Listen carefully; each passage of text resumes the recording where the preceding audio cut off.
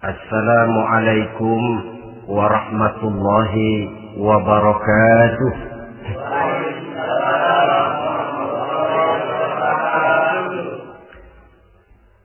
Alhamdulillahi rabbil alamin.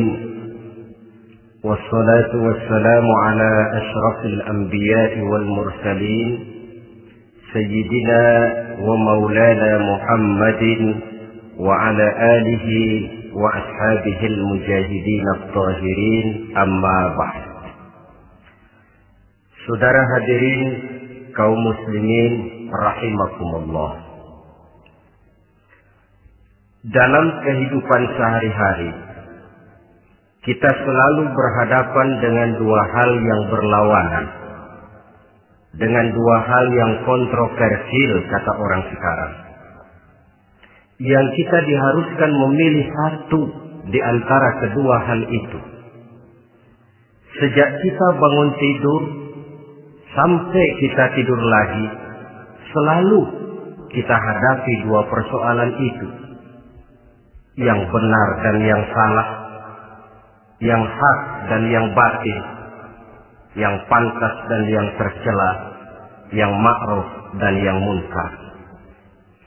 Persis seperti sebaik lagu yang lagi ngepop dan banyak dinyanyikan anak sekarang, madu di tangan kananmu katanya, racun di tangan kirimu.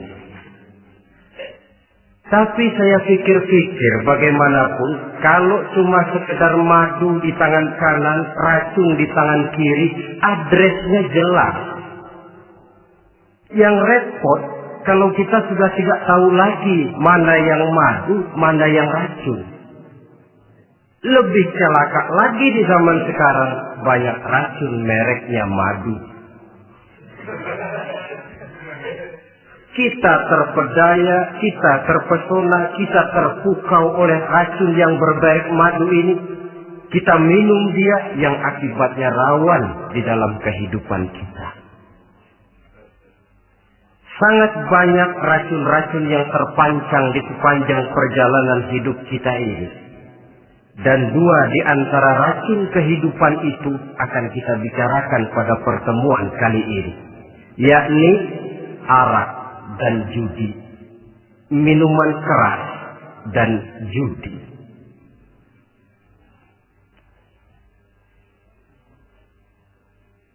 Sebagai yang kita maklum bahwa Islam bertujuan memelihara kemuliaan manusia yang diciptakan fi ahsani taqwim, dalam bentuk yang paling sempurna.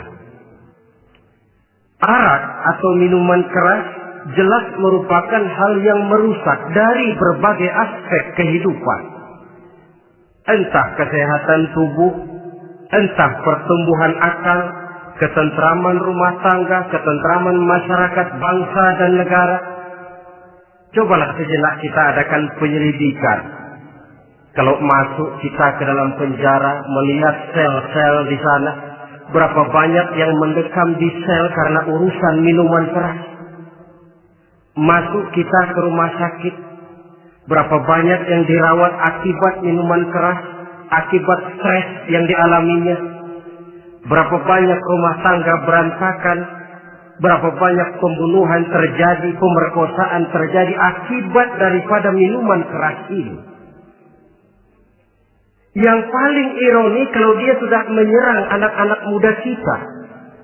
Padahal kita tahu remaja, pemuda adalah bentuk miniatur daripada kehidupan suatu bangsa. Akan bagaimana warna Indonesia 20, 30, 40 tahun yang akan datang, remaja dan pemuda kita jawabannya.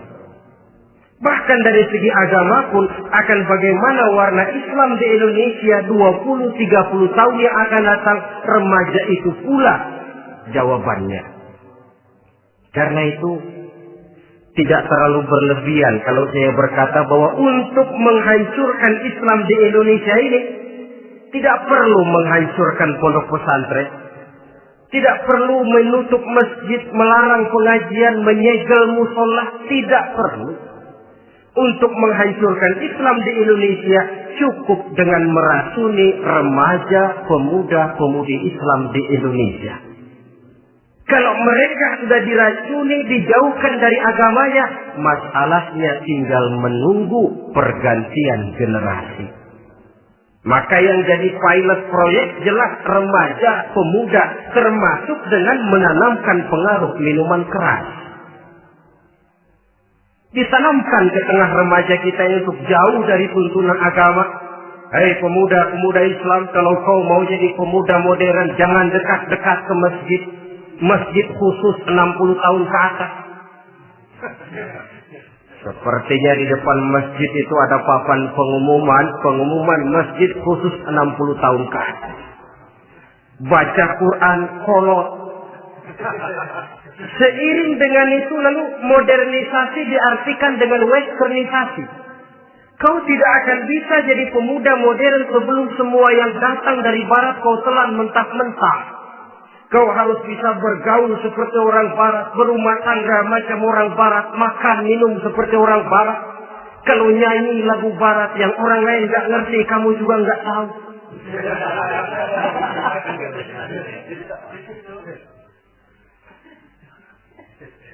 Anutlah itu free love yang pada gilirannya akan mengarah kepada free sex alias samen-liven.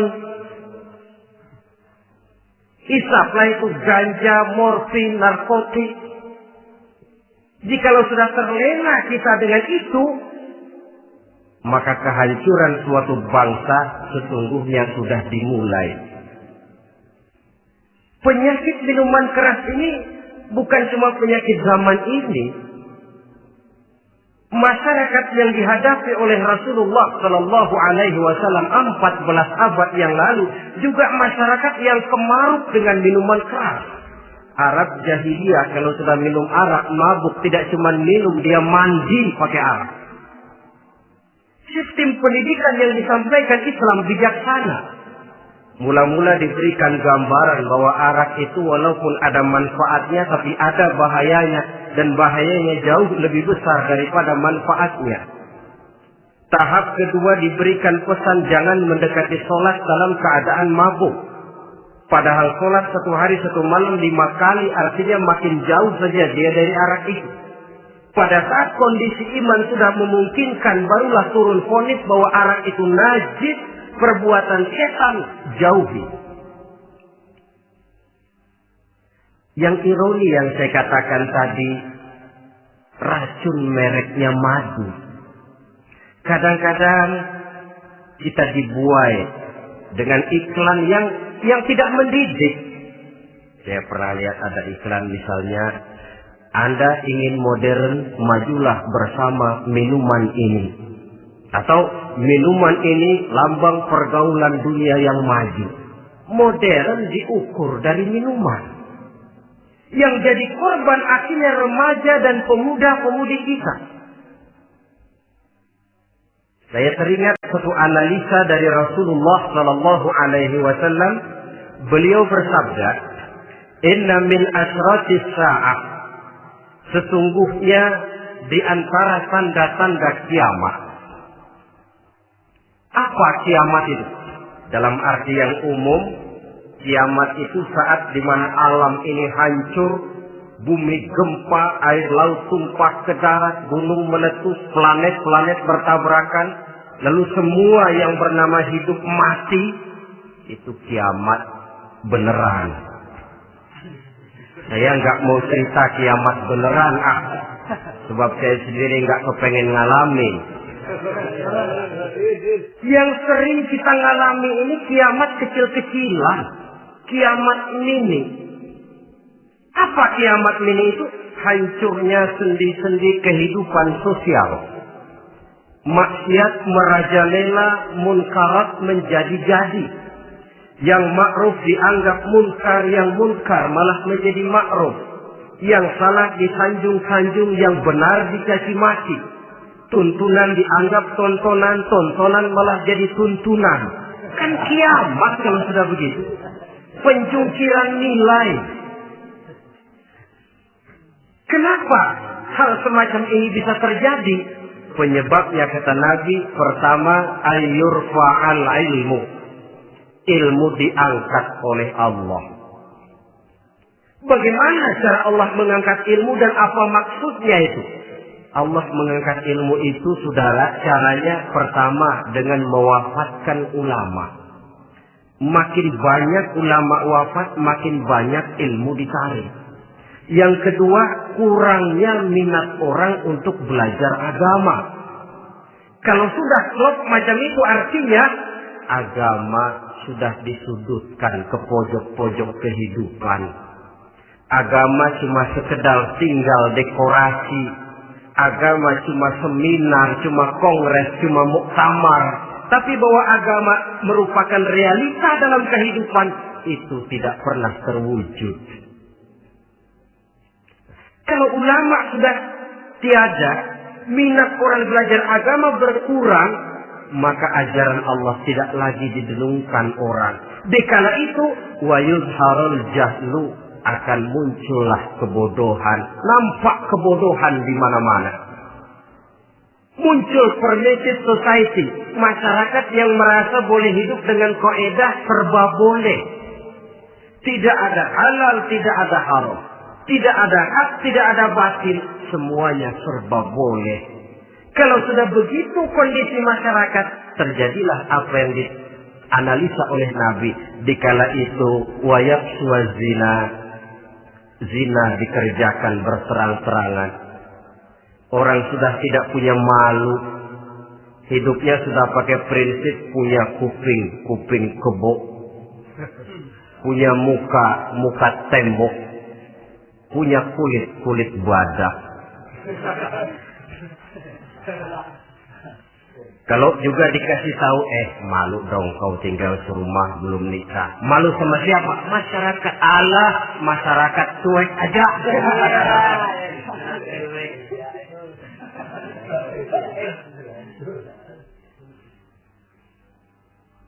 Bukankah realita kalau kita ikuti surat-surat kabar, berapa banyak sudah gadis-gadis bergelimpangan jadi korban? Berapa banyak bayi-bayi yang lahir ke alam ini tanpa harus tahu kemana dia mesti manggil bapak, yang akhirnya mengalami keterakisan, dimasukkan ke dalam kantong plastik, dibuang ke tempat sampah. Kalau itu sudah terwujud, muncul efek negatif yang kedua, wa yushrabal khamr, arak, minuman keras jadi kebanggaan. Anak muda belum nyohor kalau belum bisa mabuk. Yang nggak mabuk dianggap kolot. Kampungan lo. Bikin malu baru kena segelas aja udah miring. Cengeng. Temen kita hebat sampai nyungsep di got. Yang nyungsep hebat. Ya, kalau cuma yang hancur kehidupan pribadi. Tapi kalau sudah menyangkut masa depan, yang berarti masa depan suatu generasi adalah merupakan masa depan daripada suatu bangsa. Begitu kerasnya Islam ini melarang minuman keras. Sampai bukan cuma sekedar meminumnya saja yang diharamkan, tetapi juga dilarang mengimportnya, memproduksinya, membuka warung yang menjual minuman keras atau bekerja di tempat penjualan minuman keras. Ada juga yang nyerempet-nyerempet, Pak, kalau sedikit kan nggak apa-apa, nggak mabuk ini. Nah, saya ingatkan hadis Nabi diriwayatkan oleh Imam Ahmad, Abu Daud dan Tirmidzi. Nabi bersabda, "Ma askara katsiruhu faqaliluhu haramun." Apa yang banyaknya menyebabkan mabuk, sedikitnya pun tetap haram hukumnya. Memang barangkali mungkin ada manfaatnya, tetapi bahayanya jelas lebih besar ketimbang manfaat yang bisa timbul daripada jenis minuman keras itu sendiri. Dalam hadis lain, Nabi pesankan, "Man kana yu'minu billahi wal yawmil akhir fala yaq'udu ala ma'idatin taduru 'alaiha al-khamru. Siapa yang beriman kepada Allah dan beriman kepada hari akhirat, jangan dia duduk di dalam satu pertemuan yang di dalam pertemuan itu diedarkan minuman keras. Masuk ke dalam lingkungan macam itu saja tidak diperkenankan. Kenapa? Asyariku fi syarri syahri. Bersekutu dengan kejahatan, jahat juga hukumnya. Semalam kamu mabuk ya? Enggak, temen. Saya cuma ngebeliin aja kok. Apalagi ngebeliin.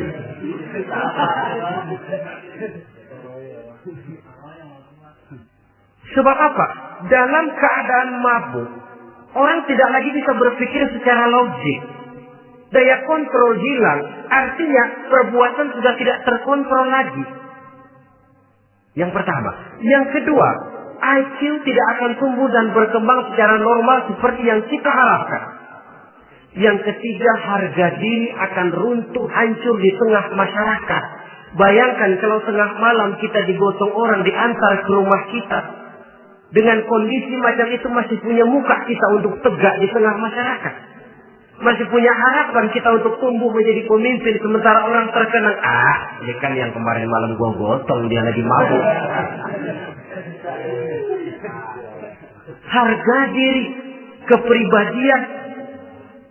Jangan lupa saudara, kita hidup di tengah masyarakat. Masyarakat itu punya hukum yang tidak tertulis, tapi lebih kuat dan lebih kejam daripada hukum tertulis.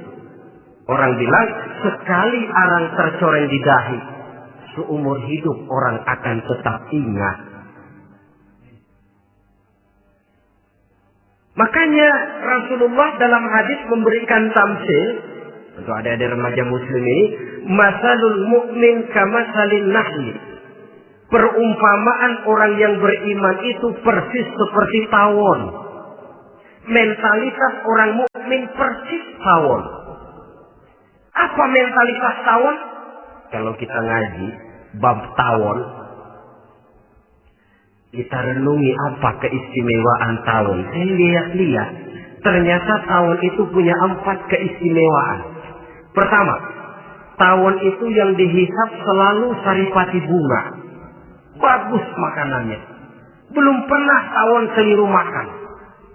Saya belum pernah dengar kok ada tawon makan tahu.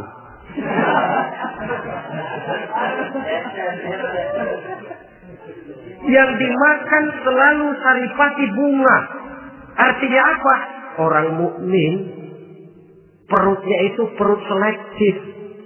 Yang dimakan yang baik-baik, yang diminum yang baik-baik. Yang baik menurut agama itu adalah yang halal, thayyibat.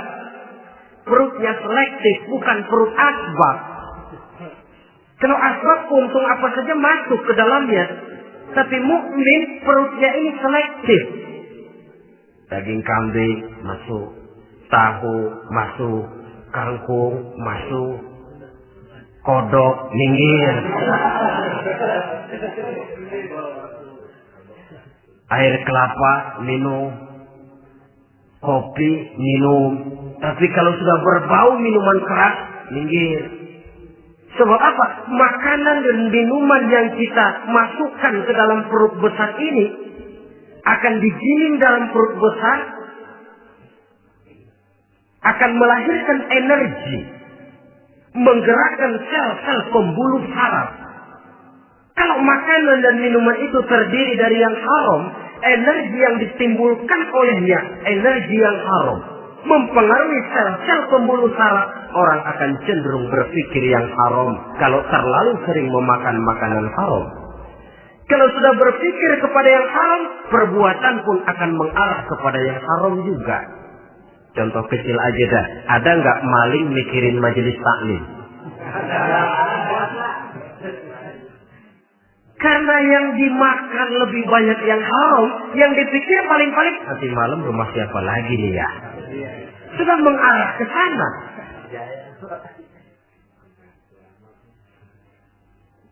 Saripati bunga yang dimakan tawon itu. Lalu tawon yang kedua saya lihat yang dikeluarkan selalu madu. Artinya apa orang mukmin itu? Kalau dia berkata, perkataannya mengenakan orang. Kalau dia berbuat, perbuatannya membawa manfaat bagi orang. Kalau kakinya melangkah tentu ke tempat yang ada gunanya. Yang dikeluarkan madu, bukan racun. Indah tawon itu. Yang ketiga, tawon saya lihat, kemanapun dia hinggap, tidak ada dahan patah. Artinya apa? Orang mukmin dimanapun dia tinggal, kemanapun dia pergi, pantang jadi biang kerok buat lingkungannya. Pantang menimbulkan kerusuhan dan keonaran. Tidak ada cabang patah dimanapun tawon hinggap. Tapi juga yang keempat, saya lihat-lihat tawon itu, jangan coba-coba diusik. Satu kali dia diusik, kemana orang lari? Nyilem masih ditungguin. Tawon. Tapi kalau nggak diusik, nggak ada tawon usil ke pasar nyariin orang. Ketika dia diusik, inilah saatnya saya harus mempertahankan kehormatan diri saya. Dia pun bangkit. Artinya apa? Orang mukmin tidak boleh nyari-nyari musuh. Tapi ketemu musuh tidak boleh lari. Musuh jangan dicari. Bertemu pun jangan lari. Mentalitas orang mukmin seperti tawon. Yang dimakan baik. Yang dikeluarkan baik. Kemana dia tinggal tidak menimbulkan keonaran buat masyarakat. Tapi juga sanggup menjaga dan mempertahankan kehormatan dirinya. Kalau konteksnya dengan masalah yang sedang kita bicarakan, minuman keras. Saya katakan tadi, kita kadang-kadang salah pilih. Tertipu oleh racun yang bermerek madu. Ada minuman empuk, nyari yang keras. Salah pilih. Ketahuan orang bikin pel buat anjing. Manusia yang ngeleng. Akhirnya miring kayak anjing. Saudara, mari kita renungi An-Nisa ayat 140. Allah Subhanahu wa ta'ala mengingatkan, "Qad nazzala 'alaikum fil kitab أن إذا سمعتم آيات الله يكفر بها ويستهزأ بها فلا تقعدوا معهم حتى يخوضوا في حديث غيره إنكم إذا مثلهم." Sungguh kata Allah, telah diturunkan kitab Al-Quran ini kepada kamu, yang apabila kamu dengar ayat-ayat Allah itu diingkari orang, diejek-ejek orang, fala taqudu ma'ahum, jangan kamu duduk bersama orang-orang semacam itu. Bagaimana mengejek ayat-ayat Allah? Misalnya, tahu kalau minuman keras itu diharamkan, tapi masih minum juga, itu kan mengejek ayat namanya. Duduk di majelis semacam itu dilarang oleh Quran. Kenapa? Innakum idzam misluhum. Kalau kamu juga duduk di majelis semacam itu, kau dan mereka sama saja, kata Quran. Sama saja. Tahu kalau minuman yang memabukkan itu diharamkan agama, tapi minumnya juga mengejek ayat Allah. Duduk di tengah kelompok mereka berarti ikut mengejek ayat Allah. Dekat saja pun jangan, antarlah lagi sampai meminumnya. Maaf, bukankah Allah menurunkan Al-Quran kepada manusia, kata Imam Al-Ghazali, persis, maaflah, seperti gubernur bikin surat kepada Pak Lurah. Dalam suratnya Pak Gubernur bilang, Pak Lurah, tolong carikan tanah di daerah Kebayoran untuk sekolah 6.000 meter. Pak Lurah dapat surat dari Pak Gubernur, bangga bukan main. Itu surat sore, pagi, siang, malam dibaca. Ditaruh di tempat yang tinggi.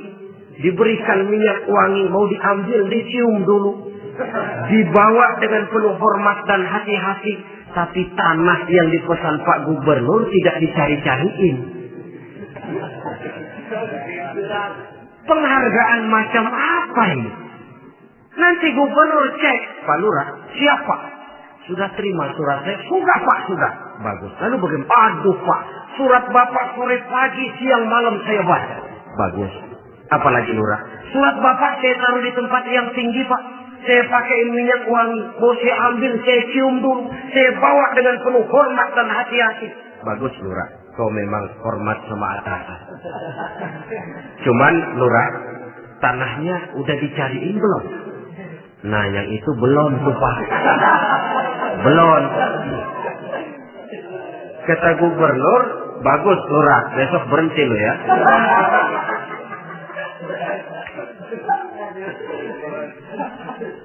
Membacanya memang penting. Al-muta'abbad bitilawatihi, beribadah dari sebab membacanya. Tapi setelah kita baca, kita tahu isinya. What next?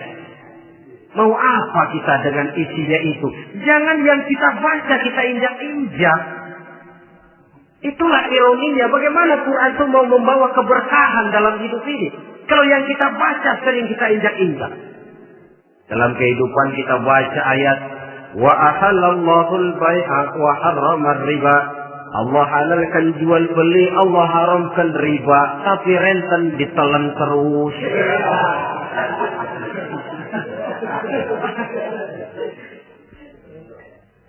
Kita baca ayat wa'tasimu bihablillahi jami'an wa la tafarraqu. Berpegang teguhlah kamu kepada tali Allah, jangan bercerai-berai. Tapi sesama muslim pelotot-pelototan jalan terus.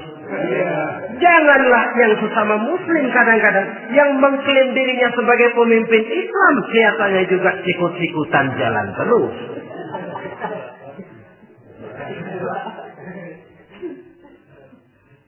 Sehingga tidak heran kalau orang bilang di bawah ngamalin ayat kursi sudah sampai di atas ayat hilang, tinggal kursi saja yang diamalkan. Ironi dan menyedihkan. Perjalanan panjang memang saatnya kita menunggal dengan Al-Quran ini. Tetapi prosesnya memang harus kita mulai dari sekarang. Perkara kapan proses ini selesai, itu bukan masalah kita. Tapi bahwa kita sudah memulai suatu proses, itulah yang diharapkan. Hadirin yang saya hormati, oleh karena kerasnya peringatan Islam terhadap minuman keras, pernah satu hari seorang lapor kepada Khalifah Umar bin Abdul Aziz bahwa ada sekelompok orang berkumpul meminum minuman keras. Kata Khalifah Umar bin Abdul Aziz, jerak mereka, hukum, cepat. Ya Khalifah, kenapa? Di tengah mereka ada juga orang yang Ramadan biasa puasa. Begitu, iya, yang biasa puasa duluan hukum. Kenapa? Mengerti memang lebih besar resikonya daripada tidak mengerti. Kalau yang tidak mengerti dilatar belakangi oleh kebodohan, barangkali masih bisa ditolerir, masih bisa dimaklumi. Ini toh sudah tahu mau puasa, kenapa berkumpul di majelis yang ada minuman keras? Tapi memang kelompok ini kan memang selalu ada. Kita lihat dalam masyarakat itu kan ada 4 kelas. Pertama, ada orang yang tahu perintah dan tahu larangan. Ini the first class, kelompok terbaik. Perintah tahu dia kerjakan, larangan tahu dia jauhi. Ini orang terbaik. Yang kedua, ada orang tahu perintah tapi tidak tahu larangan. Perintah tahu, larangan tidak tahu. Sholat mau, puasa mau, zakat fitrah bayar, nyolong mau, mabuk ayo. Perintah tahu tapi larangan tidak tahu, akhirnya semua dikerjain.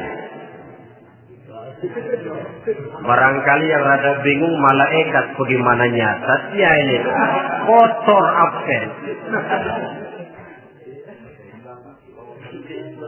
Gelas yang ada di hadapan saya ini, kalau semua diisi air putih macam ini, kan jelas bisa diminum orang. Kalau semua diisi bensin, jelas bisa diminum motor. Tapi kalau separuh diisi air putih, separuh diisi bensin, kacau. Kalau gelas yang ada di hadapan saya ini sepenuhnya diisi air putih, jelas bisa diminum orang. Kalau sepenuhnya diisi bensin, juga jelas bisa diminum motor. Yang repot kalau separuh diisi air putih, separuh diisi bensin. Kacau statusnya. Orang minum mabuk, motor minum pun mogok. Dijual juga tidak laku barang campuran. Inilah makna pernyataan Allah, wala talbisul haqqo bil batil. Jangan kamu campur adukan antara yang hak dan yang batil. Perintah dikerjakan, larangan pun dikerjakan juga. Kelompok ketiga, ada pula manusia yang tahu larangan tapi tidak tahu perintah. Larangan tahu tapi perintah tidak tahu. Jahat sama tetangga tidak, mencuri tidak, mabuk tidak, zina tidak, sholat tidak, puasa tidak, polos. Semua serba tidak. Dan yang terakhir, kelompok keempat, perintah tidak tahu, larangan pun tidak tahu. Ini masuk kelompok makhluk gratis. Misalnya kambing, ayam, kerbau, itu kan makhluk-makhluk yang memang perintah tidak tahu, pun larangan juga tidak tahu.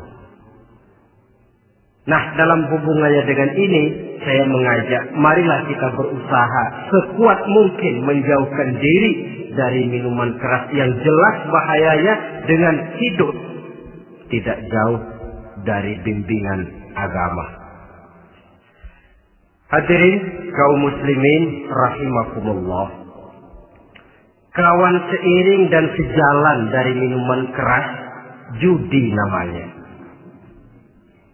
Saudara kembar barangkali. Yang satu sering menimbulkan yang lain, tetapi bukan tak jarang keduanya berjalan berdampingan. Posisi judi dan arak ini dalam Quran sama bahayanya. Apa sebab? Mentalitas judi adalah mentalitas sirkel, lingkaran setan. Artinya,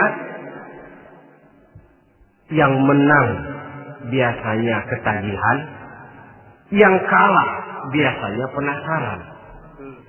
Ini yang menyebabkan orang tidak mau berhenti. Kalau dia menang, dia ingin mencoba untuk menang dalam jumlah yang jauh lebih besar lagi. Kalau dia kalah, dia penasaran, kenapa hari ini kalah? Barangkali sial, besok malam saya tebus. Mental semacam ini memang sulit untuk berhenti. Kenapa judi diharamkan dalam Islam? Pertama, seorang muslim di dalam berusaha mencari harta, dia harus mengikuti sunnatullah. Kata kita orang muslim, hukum alam kata orang sekarang, natural of law bahasa kerennya. Berusaha menurut hukum kausal, memasuki rumah dari pintunya, menunggu suatu akibat dari sebab yang kita lakukan. Bahwa kalau begini mesti begitu. Karena kita memang terikat oleh permainan yang disebut hukum alam ini. Hidup bukan undian, jangan mengharap untung besar tanpa mau peras keringat. Satu pagi Khalifah Umar bin Khattab radhiyallahu an masuk ke masjid. Beliau lihat ada orang sedang berdoa khusyuk betul. Ditunggunya 2 menit, 3 menit, sampai 10 menit lebih belum juga selesai. Agak lama orang itu berdoa. Selesai berdoa, dihampiri orang itu oleh Sayyidina Umar. Beliau tanya, saudara, lagi apa? Tadi itu berdoa ya Khalifah. Minta kepada Allah? Tentu minta kepada Allah. Minta apa? Minta rezeki. Sudah lama? Dari tadi habis sembahyang subuh. Dapat? Belum. Ya memang kata Sayyidina Umar, inna sama la tumtiru zahaban wala fiddatan. Langit itu tidak mungkin akan menghujankan emas, tidak mungkin pula menghujankan perak. Jadi orang dilarang duduk bermalas-malas menunggu keajaiban yang datang dari langit. Karena memang hidup ini bukan undian. Jadi jangan mengharap untung besar tanpa mau peras keringat. Di dalam berusaha kita terikat oleh sunnatullah. Kalau begini sebab penyebabnya, akan begini akibat yang ditimbulkannya. Yang kedua, Islam menjadikan harta manusia itu sebagai benda berharga yang dilindungi. Mengambilnya dengan judi termasuk memakan harta orang lain dengan cara yang batil. Yang ketiga, judi itu sendiri dapat menimbulkan permusuhan dan pertentangan antara para pemain itu sendiri. Meskipun kelihatannya kompak duduk dalam satu meja yang saling berhadap-hadapan, yang kalah kelihatannya pasrah, tetapi kan itu cuma kulit permukaan. Batinnya bagaimanapun juga yang kalah itu tetap mendendam. Sedangkan yang kalah di samping mendendam juga mengomel, mencaci mungkin ya lawan bermainnya, ya mungkin juga dirinya sendiri. Dan yang keempat, judi itu merusak aktivitas hidup, membuat orang membuang waktu dengan tidak terasa, dan yang pada gilirannya melupakan orang kepada tanggung jawab. Wah, kalau sudah memegang kartu, konon kabarnya, saya sendiri alhamdulillah belum pernah, lupalah orang anak, lupalah orang kepada istri, lupalah orang kepada tanggung jawab. Waktu pun berlalu tanpa terasa. Apalagi kalau sudah diiming-iming oleh gambaran akan memperoleh keuntungan yang besar. Termasuk di dalam judi itu undian, apapun namanya. Yang usaha ke arah ini seharusnya tidak dipermudah, walaupun dengan embel-embel dana kemanusiaan, sumbangan sosial. Saya tidak begitu yakin, saudara, bahwa bangsa Indonesia ini sudah begitu menipis rasa kemanusiaannya, sehingga untuk berlaku sosial mesti diimbangi dengan hadiah sekian juta rupiah. Saya tidak percaya bahwa umat Islam di Indonesia sudah begitu tipis rasa kasih sayangnya kepada sesama, sehingga sulit mengeluarkan bantuan kalau tidak diimbangi dengan hadiah yang sekian puluh juta rupiah. Yang saya khawatir apa? Pada gilirannya di negeri ini akan makin banyak penghayal-penghayal kelas berat, tukang-tukang lamun kelas tinggi, yang hidup cuma ngumpulin jikalau andai kata umpama misalnya orang sudah kemana-mana kita masih menghitung jikalau.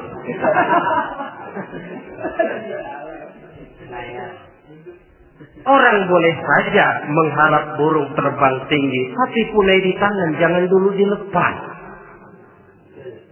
Artinya, idealisme silahkan terbang setinggi langit, tapi kaki harus tetap berpijak di alam realita. Bahwa memang lebih baik makan singkong dalam kenyataan daripada makan roti tapi ngimpi.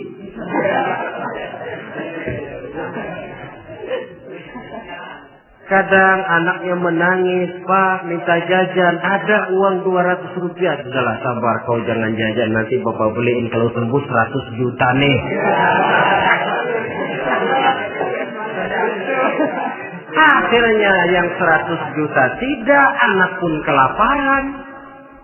Bukankah akan jadi masalah bagi semuanya?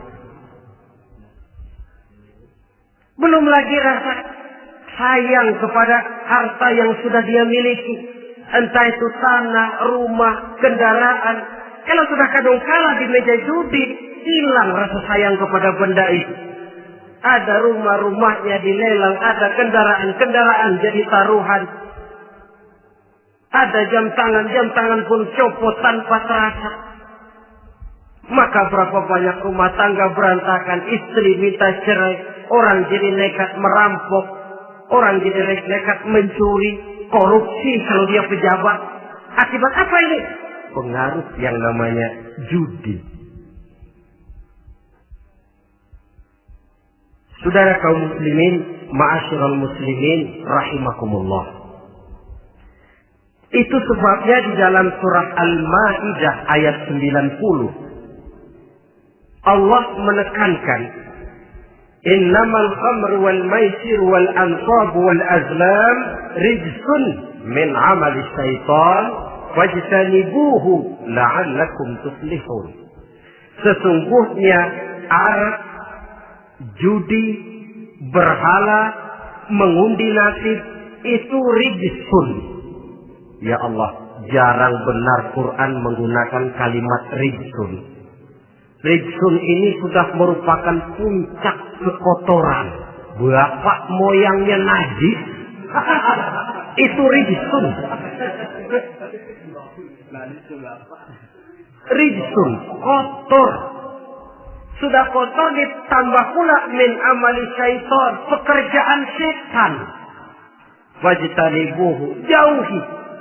Jangan sampai main, dekat saja tidak boleh, jauhi. La'allakum tuflihun, jikalau kamu mau menjadi orang-orang yang beruntung. Sejarah tidak pernah mencatat ada orang jadi miliuner karena judi. Sejak David Rockefeller sampai Aristotle Onassis, orang-orang kaya top di dunia, mereka kaya bukan karena judi, tapi karena kemauan peras keringat banting tulang, mau memulai sesuatu dari kenyataan yang real di depan mata. Sebab apa? Hidup ini memang perjuangan. Janganlah kita ingin hidup dengan satu prestasi, ingin tetap hidup seperti apa adanya sekarang ini saja. Toh kita harus berjuang. Apalagi ingin hidup lebih baik, lebih terhormat, lebih mudah. Hidup perjuangan. Perjuangan berarti pengorbanan. Berani hidup artinya berani berjuang. Berani berjuang maksudnya rela berkorban. Takut berkorban, jangan berjuang. Tidak mau berjuang, berhenti hidup. Itu logika. Dan bagaimanapun saya yakin lebih baik berkorban daripada menjadi korban. Kalau sekarang kita berkorban, peras keringat, banting tulang, berusaha secara sunnatullah untuk menghidupi anak, istri, keluarga, pada satu saat kita tidak akan menjadi korban kebrutalan anak-anak kita sendiri. Kalau mereka dibesarkan dan tumbuh berkembang oleh hasil yang diperoleh dari meja judi. Ayat 91 Al-Maidah ini lebih memperkuat lagi. Kalau itu arak, judi, berhala, mengundi nasib adalah perbuatan setan, sebenarnya setan mau apa sih? Ayat 91 menegaskan, innama yuridu syaitan ayyuqi'a bainakumul adawata wal baghdha'a fil khamri wal maisir. Yang dimaui setan itu tidak lain supaya dengan arak dan dengan judi timbul rasa permusuhan, sikap memusuhi, saling marah di antara kamu. Coba, biasanya dalam meja judi sudah loyo, waktu juga sudah berlarut-larut. Yang menang mau berhenti, apa yang kata yang kalah? Berhenti dah, gua wacok loh.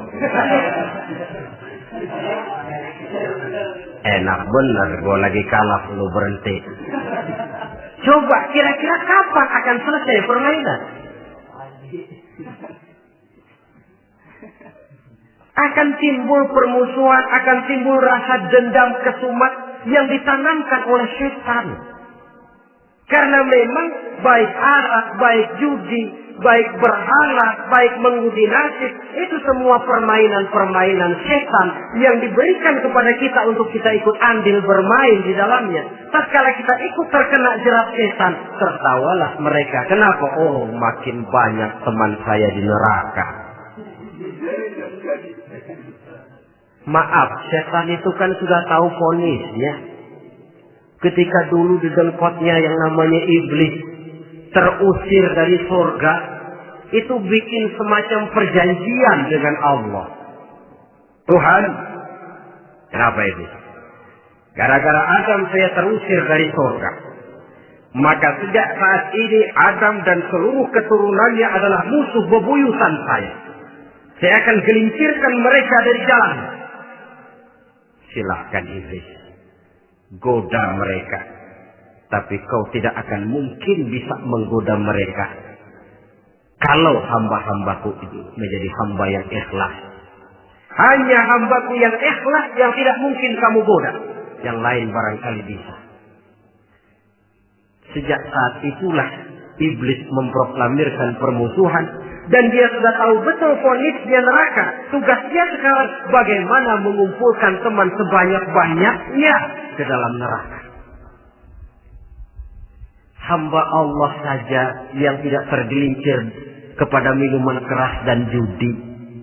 Hamba Allah yang ikhlas itu bagaimana? Yang ikhlas menjadi hamba Allah. Dalam arti kata dan perbuatannya memang mencerminkan bahwa dia hamba Allah. Maaf. Di zaman sekarang ini kan banyak orang cuma berkata, saya hamba Allah, mulutnya. Tapi perbuatannya membuktikan dia hamba setan, hamba dunia, hamba harta, budak jabatan, budak nafsu. Tidak sesuai antara ucapan dan perbuatan. Sebab itu kata-kata hamba Allah kalau keluar dari mulut manusia itu murah. Soalnya ngaku siapapun bisa. Tapi diakui atau tidak, ini yang kita belum tahu. Ada juga orang berdalih, saya kan masang kalau dapat nanti mau nyumbang masjid. Barangkali aja kalau nyumbang masjid disoriin dikit sama Tuhan.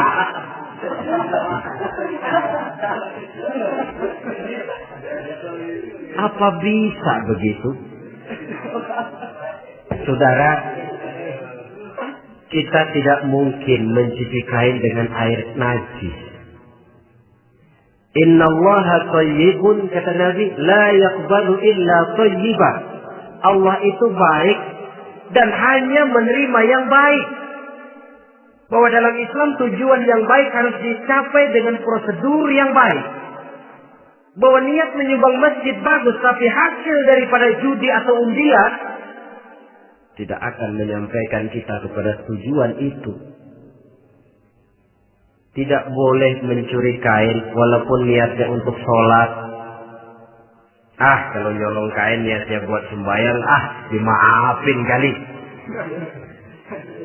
Walaupun sholatnya sah, mencuri kainnya tetap saja dosa.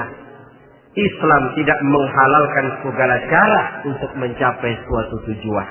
Bahwa tujuan yang baik harus dicapai dengan cara yang baik juga. Dan penyakit judi ini juga bukan penyakit baru. Sejak dulu. Masa jahiliyah judi mereka. Saya kira kalau Las Vegas, kota judi Amerika saja barangkali masih kalah dengan cara judi jahiliyah dulu. Mereka kalau sudah judi itu uang. Habis uang, ada punya tanah pasar, taruhan. Habis tanah, ada rumahnya dipasang. Apalagi yang ada? Ternak unta dipertaruhkan. Harta habis, rumah ludes, kebun binasa, ada istri juga dipasangin. Judi.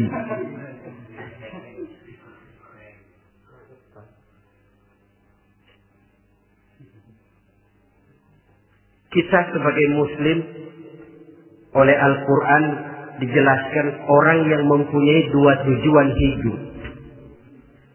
Pertama tujuan jangka pendek, yang kedua tujuan jangka panjang. Tujuan jangka pendek dunia dan seluruh isinya. Tujuan jangka panjang adalah akhirat dan ridho Allah. Ini yang terpantul dalam doa setiap kita. Rabbana atina fid dunya hasanah wa fil akhirati hasanah. Tercapai tujuan jangka pendek di dunia hasanah dan tujuan jangka panjang wa fil akhirati hasanah. Untuk mencapai tujuan jangka pendek merangkul dunia dan seluruh isinya, Apa yang jadi modal utama? Pertama, pendidikan. Makin tinggi jenjang karier pendidikan yang kita tempuh, rasa-rasanya makin mudah menjangkau dunia dan isinya. Yang kedua, pengalaman. Tenaga expert masih tetap diperlukan. Makin banyak pengalaman, makin mudah menjangkau dunia. Yang ketiga, dan ini ada tapi tidak bisa dijadikan pegangan, faktor nasib. Faktor kebetulan. Ada, tapi tidak bisa dijadikan pegangan mutlak. Pendidikan, pengalaman, ingin menjangkau ke dunia hasanah. Ini modal utama. Lalu untuk mencapai fil akhirati hasanah, prestasi ibadah. Bagaimanapun tinggi pangkat dan jabatan kita, bagaimanapun banyak gelar kita sandang, tanpa prestasi ibadah, nol besar kita dalam pandangan Allah. Itu sebabnya kita sholat. Jadi tidak beralasan kalau orang ditanya, kenapa sih kamu nggak sholat? Tetangga saya sholat melarat terus. Memang sholat itu bukan untuk mencari uang kok. Kalau ada orang yang rajin sholat, rezekinya kelihatan lancar, itu cuma sekedar persekot. Uang muka, cashnya tetap di akhirat nanti. Efeknya apa? Karena kita punya tujuan jangka panjang, mengharap ridho Allah di akhirat. Cara kita mencapai tujuan jangka pendek dibatasi oleh pertanyaan, Allah ridho apa enggak? Kita cari uang, tapi pertanyaan pokok, Allah ridho enggak cara ini? Kita mengejar kedudukan, tapi Allah ridho enggak dengan cara ini? Ini yang menyebabkan kita lantas tidak lalu menghalalkan segala cara. Yang penting tujuan tercapai cara apapun halal. PKI. Kan cuma PKI yang berprinsip asal tujuan tercapai cara apapun halal. Dan kita sudah sepakat PKI dan seluruh ajarannya tidak berhak hidup di bumi Pancasila ini. Cuma jangan sekedar PKI-nya dikutuk tapi ajarannya dipakai.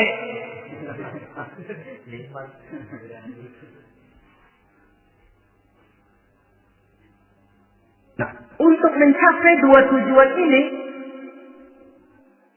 Islam mengajarkan sistem keseimbangan. Sehingga Nabi sabdakan, "I'mal li dunyaka ka'annaka ta'ishu abada, wa'mal li akhiratika ka'annaka tamutu ghada." Bekerjalah buat duniamu seolah-olah kau akan hidup untuk selamanya, tetapi bekerjalah untuk akhiratmu seolah-olah kau akan mati besok. Jadi kalau kita sudah sholat menghadap Allah, usolli fardhu maghrib, Allahu Akbar, ingat seolah-olah kita akan mati besok supaya timbul khusyuknya. Tapi kalau kita sudah bekerja, kuliah, bekerja, belajar di tempat tugas, ingat seolah-olah kita akan hidup selamanya supaya timbul gairah kerja. Jangan dibalik. Di kantor ingat mati, lemas terus. Ngapain kerja sungguh-sungguh bakalan mati. Lagi sholat ingat Duta Merlin, Altiron Plaza. Ya kacau. Salah pasang, tidak pada tempatnya. Untuk mencapai di dunia hasanah ini, Islam mengajarkan tempuh jalur yang mengikuti sunnatullah. Itu yang dihargai oleh agama. Terikat oleh hukum kausal bahwa kalau ini yang saya usahakan hasilnya akan begini. Perkara nanti hasil tidak seperti yang kita harapkan, baik sangkalah kita kepada Allah. Sebab kita tidak tahu rahasia apa di belakang itu. Kadang orang mengeluh, habis saya rajin sholat tapi rezeki seret, berhenti aja dah. Kita tidak tahu rahasia di belakang itu. Pernah hadirin, satu hari seorang petani, dia selesai bekerja di ladang, istirahat. Dia tidur di bawah sebuah pohon beringin. Di sebelah pohon beringin itu ada pohon labu. Dia berpikir, Kalau saya lihat-lihat Tuhan nggak adil katanya. Masa pohon beringin pohonnya besar, buahnya kecil. Pohon labu pohonnya kecil, buahnya gede. Tuhan bukan arsitek ulung ini.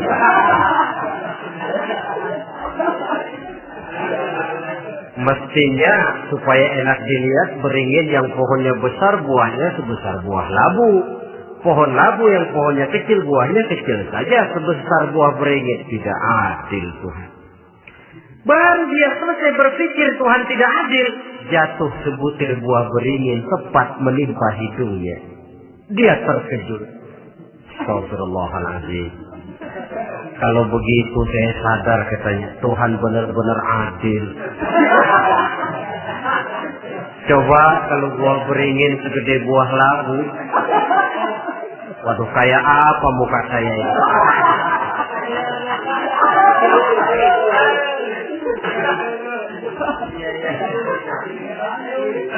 Baru terbuka pandangan matanya setelah berhadapan dengan kenyataan.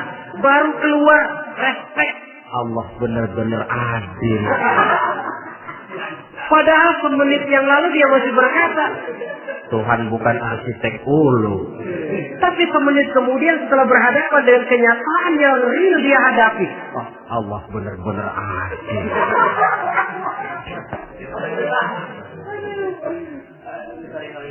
Itulah kehidupan ini.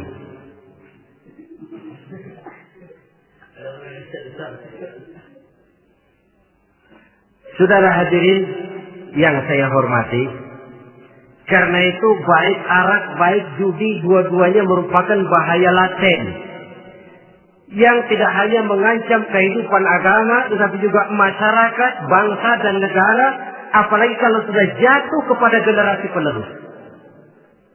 Dan yang bagaimanapun juga saya berpikir sebenarnya remaja, pemuda, pemudi kita cuma korban dari suatu sistem. Sebab ini merupakan tanggung jawab bersama. Ulama, mubalik macam saya paling wewenangnya cuma ngomong. Yang punya SK untuk memberhentikan pabrik minuman keras itu kan Menteri Perindustrian. Tangan-tangan eksekutif.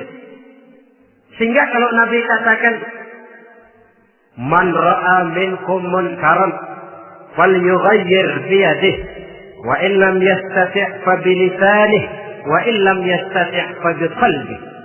Apabila salah seorang kamu melihat suatu kemunkaran, termasuk minuman keras dan judi di dalamnya, rubah itu. Dengan cara apa? Kalau kau mampu dengan tangan, artinya power, kekuatan. Kalau dengan tangan tidak mampu, ini orang kalau gua pukul gua yang melintir. Umpamanya, fabilisani, dengan lidah ngomong. Mas, saya senang sampean tinggal di sini, kampung kami tambah warga, tapi tolonglah jangan bawa pengaruh yang tidak baik. Kalau ternyata bicara pun tidak berani, fabiqalbi, cukup dalam hati, sekurang-kurangnya tidak ikut membenci kemungkaran dalam hati, itulah kadar iman yang paling lemah. Ini secara umum. Tapi kalau hadis ini kita mau adakan semacam, katakan description of job, bahasa kerennya, kita adakan pembagian tugas. Siapa yang harus merombak kemungkaran dengan power? Penguasa, pemerintah, sebab dia punya aparat. Siapa yang merombak kemungkaran dengan lidah? Ulama, kiai, mubalik, ngomong. Siapa yang hanya merubah kemungkaran dalam hati? Kita umumnya rakyat lemah ini. Yang mau ngomong gak berani, tapi hati pegel. Nah, kalau sudah ada pembagian tugas semacam itu, insya Allah masing-masing akan berjalan pada relnya. Dan pada akhirnya selamatlah kita, bangsa Indonesia, umat Islam pada khususnya, dari bahaya, baik bahaya minuman keras maupun bahaya judi.